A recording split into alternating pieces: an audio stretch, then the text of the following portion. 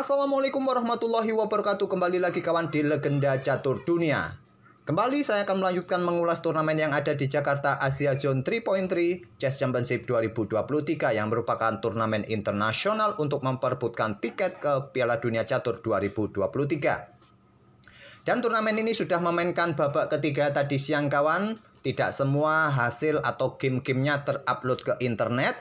Dari 17 partai di kategori open kawan, hanya ada 5 partai saja yang terupload ke internet, khususnya di chess.com ini kawan.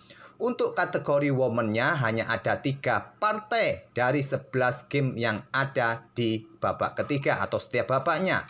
Tadi kita sudah lihat permainan Iren menghadapi Women Grandmaster asal Singapura. Iren menang. Di babak ketiga, Iren bermain remis menghadapi Women Grandmaster asal Vietnam. Begitu juga di kategori prianya kawan. Megaranto tadi kita lihat menang atas Anjas Novita kawan, yang permainannya berakhir cukup aneh dalam posisi yang terbilang masih cukup seimbang. Walaupun Megaranto unggul 1 pion tapi permainan terhenti. Nggak tahu apakah berhenti ada insiden atau memang ada kesalahan di PGN di chess.com ini kawan. Tapi di babak ketiga ini Megaranto bermain remis kawan menghadapi Lee Tuan Min, pemain asal Vietnam. Kebetulan benderanya ini bendera Prancis. Dan nanti kita akan ulas permainan Priasmoro, Ofrendra Priasmoro menghadapi Gilbert Elroy Tarigan kawan, sama pemain Indonesia. Kita akan ulas nanti. Dan untuk hasil sampai babak ketiga ini kawan, untuk kategori prianya ini kawan, sampai babak ketiga ini posisi Megaranto bersama Priasmoro ini menempati posisi atas juga kawan, dengan pemain-pemain lainnya dengan 2,5 poin. Begitu juga ada nama International Master Azaria Jodi. Untuk kategori womennya ada nama Irene Karisma Sukandar kawan, berada di posisi atas juga bersama pemain-pemain lainnya dengan 2,5 poin kawan. Kita doakan saja Irene ini sampai akhir turnamen bisa menempati posisi teratas sehingga dia bisa lolos ke Piala Dunia Catur kawan. Dan juga 2 nama dari kategori pria, ada nama-nama Indonesia. Oke, untuk permainan yang akan kita ulas seperti yang saya sebut tadi, permainannya Nofrendra Priasmoro menghadapi Gilbert Elroy Tarigan di babak ketiga tadi siang kawan. Nofrendra Priasmoro pegang putih mengawali dengan pion E4, pion E5. Mereka bermain dengan pembukaan Rui Lopez kawan, gajah B5, pion A6, Morphy Defense, gajah A4, kuda F6, rokade. Dan di sini Gilbert Elroy Tarigan memilih permainan terbuka, kuda ambil pion E4. Kalau tidak salah panggilan dari Gilbert Elroy Tarigan ini Aceng ya kawan. Aceng atau Asep? Kalau tidak salah Aceng kawan, di live streamingnya bersama siapa? Chelsea Monica. Kalau tidak salah, mungkin saya salah, bisa kalian komen di kolom komentar. Dan di sini kawan, pion D4 jalur utama dalam permainan terbuka di Rui Lopez. Jawaban dari Priasmoro. Kalau kalian memilih dengan benteng E1 ini, pilihan nomor 2-nya, kuda ini akan kebanyakan ditarik ke petak C5 kawan. Memilih jalur utama dengan pion D4, pion B5, gajah B3, pion D5, perkuat posisi kudanya, dan pion D pukul pion E5, kemudian gajah E6 melanjutkan pengembangan memperkuat posisi pion D5-nya, dan langkah utama berikutnya adalah pion C3, kelanjutan dari Nofrendra, pilihan utama kawan. Pilihan nomor 2-nya adalah kuda ke D2 menantang pertukaran kuda. Kebanyakan kuda ini akan ditarik ke petak C5 kawan. Baru di sini bisa bermain dengan pion C3 ataupun menteri bergerak ke petak E2. Memilih jalur utama Nofrendra pion C3, gajah E7 persiapan rokade, gajah E3 untuk perkuat petak D4 kawan, melanjutkan pengembangan. Selanjutnya kuda bisa berkembang ke petak D2, tidak lagi mengurung posisi gajah gelap. Rokade oleh Aceng. Pengembangan kuda B ke D2 menantang pertukaran, dan kebanyakan menteri bergerak ke petak D7 ataupun juga pertukaran langsung kawan, kuda pukul kuda diambil balik oleh menteri. Memilih dengan gajah G4, pressure kuda di sini kawan. Selanjutnya bisa melakukan pertukaran mungkin di langkah berikutnya, dan di sini dibalas dengan langkah pertukaran langsung oleh Priasmoro. Diambil balik oleh pion, posisi pion dalam posisi ancam kuda kawan, dan juga terbuka tantangan pertukaran menteri.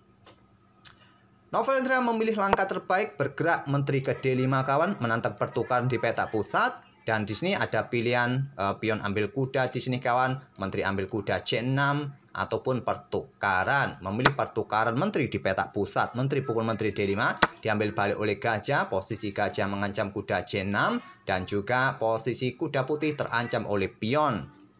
Pion ambil kuda F3, gajah ambil kuda C6, pion ambil G2 ancam benteng, tidak bisa melanjutkan gajah ambil benteng karena pion bisa ambil benteng tempo promosi kawan. Jadi pion harus diambil terlebih dahulu, diambil dengan raja oleh Priasmoro. Benteng AB8 menghindari serangan, kemudian ada pion B4 menghentikan pion-pion sayap menteri, juga potensi pergerakan pion A kawan. Dan selanjutnya pion F6 menantang pertukaran, ditolak dengan gajah D5 terlebih dahulu. Setelah raja bergeser kawan, ada pion F3 ganggu gajah, gajah mundur ke F5, pion E6 dimainkan untuk mendapatkan penguasaan ruang. Selanjutnya benteng BD8 serang gajah, di sini di backup oleh benteng D1, kemudian gajah D6 kawan, dan dilanjut dengan langkah gajah C5 tantang Priasmoro. Terlihat kalau tantangan ini diterima kawan, ini membuat struktur pion putih ini akan bertumpuk seperti ini. Kemungkinan di sini benteng D akan digeser ke petak E8 kawan. Tapi memilih menolak pertukaran yang merupakan pilihan yang paling logis menurut Stockfish juga, tapi memilih dengan langkah benteng FE8. Benteng FE1 perkuat posisi pion, dan di sini kawan barulah gajah pukul gajah C5. Diambil balik oleh pion B, pion G5 untuk mendapatkan ruang. Kemudian di sini kawan benteng naik ke petak D4 menghentikan laju pion G, ini merupakan pilihan Stockfish, memilih raja bergerak ke petak F2. Benteng E7 menghentikan laju pion kawan, dan selanjutnya barulah benteng D4 lanjut Priasmoro, raja hitam G7 dan gajah bergerak ke B7 incar pion ataupun membuka tantangan pertukaran benteng.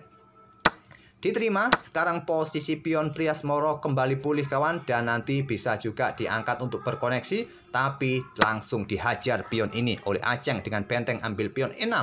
Terjadi pertukaran benteng kawan, diambil balik oleh gajah, pion didorong ganggu gajah, gajah mundur ke F7, kemudian raja putih mulai bergerak ke pusat, raja hitam juga mulai bergerak, raja putih ke pusat ke D4, raja hitam ke E7, kemudian Priasmoro ambil pion A6, dan pion ini berikutnya bisa jatuh. Kalau di sini di backup dengan pion ini kawan, ya simpel saja diambil kawan, malah mempercepat potensi promosi. Raja bergeser ke D8, giliran pion A3 bisa dimainkan atau ambil pion ini tadi.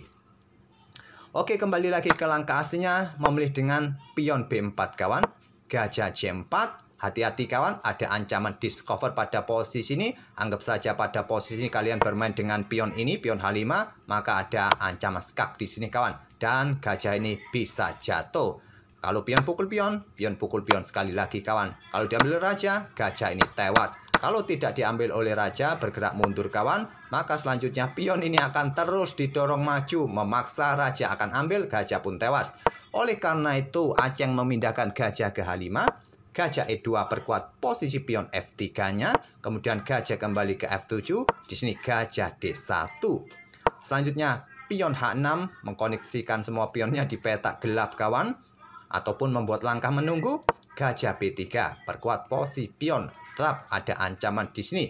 Gajah bergeser ke H5, di sini raja bergeser ke C4 meninggalkan pionnya untuk mendekati pion hitam.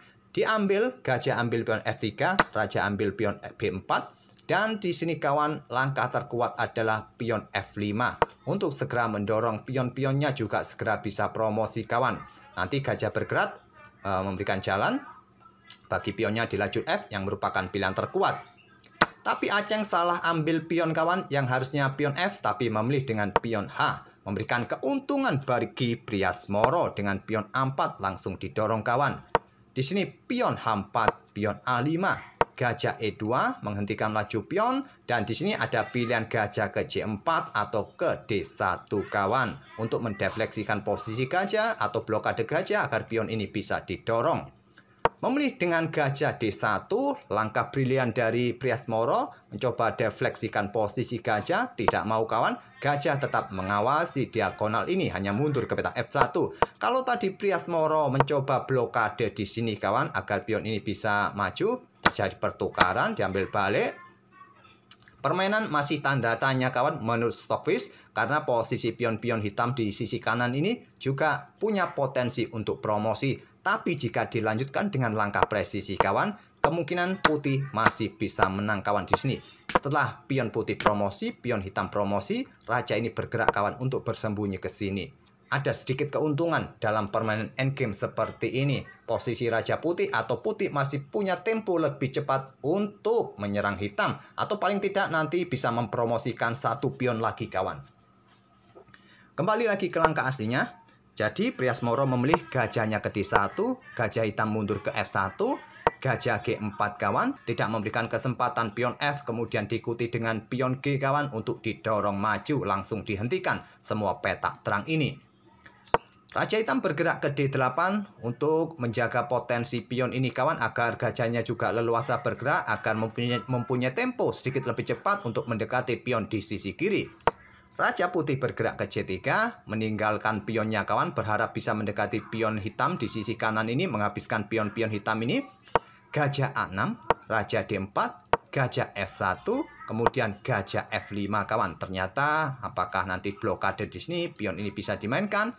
Gajah E2, gajah D3, dan di sini gajah G4 kawan menolak pertukaran. Dan di sini kawan pilihan terbaiknya adalah bermain dengan pion C6. Menghentikan laju pion ini ataupun kontrol pada petak-petak terang ini, barulah pion ini siap dimainkan kawan untuk promosi.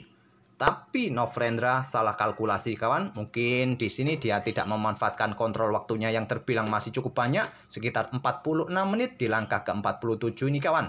Dia langsung memainkan pion A6. Memberikan kesempatan raja hitam ke C8 kawan, dan di sini pilihan terbaiknya gajah bergerak ke petak B5. Tapi Novendra melakukan kesalahan kembali kawan. Rajanya kembali ke C4 dan permainan dalam posisi level kembali seimbang lagi, berpotensi remis. Tapi sayangnya Aceng tidak menemukan langkah terbaiknya, bermain dengan raja B8, ingin mendekati pion ini. Langkah terbaik untuk mendapatkan remis pion ini kawan, didorong maju. Jika diterima, maka berikutnya bisa bergerak dengan gajah ke F3, rebut pion ini kawan, dan dengan terbukanya diagonal ini nanti peta terakhir bisa di backup, dan nanti pergerakan pionnya ini juga bisa mengkhawatirkan putih. Anggap contoh kalau pion ini didorong maju, ya simpel gajah ambil pion dan sudah bisa membackup. Tidak mungkin pion ini didorong maju kawan, anggap saja pada posisi ini raja bergerak ke petak D4, tetap mencoba rebut pion-pion di sisi kanan. Kalian bisa menjawab gajah tetap ambil pion ini kawan, dan coba lihat sudah bisa mengawasi petak terakhir.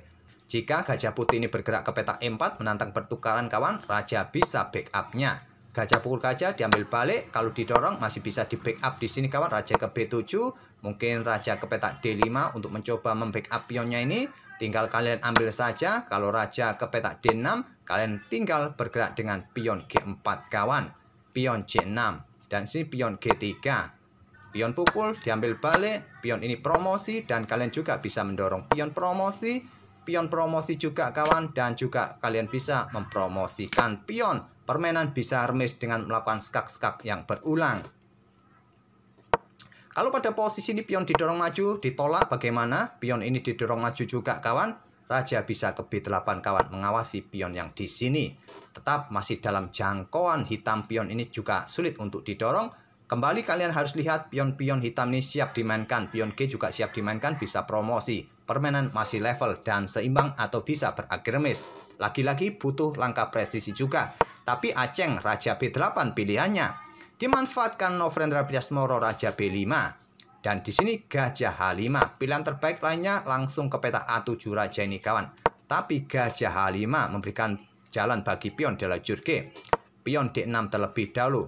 Gajah E8 skak. Raja bergeser ke A5, gajah D7, hentikan pion kawan. Di sini gajah B5 tantang Novendra, ditolak dengan pion C6. Raja bergerak ke B6, langkah cerdas membuat langkah pengorbanan, diterima pion C ambil gajah B5. Pion A7 terlebih dahulu skak, memaksa raja mojok, diikuti dengan pion C6. Di sini Gilbert Elroy Tarigan menyerah di langkah ke-56.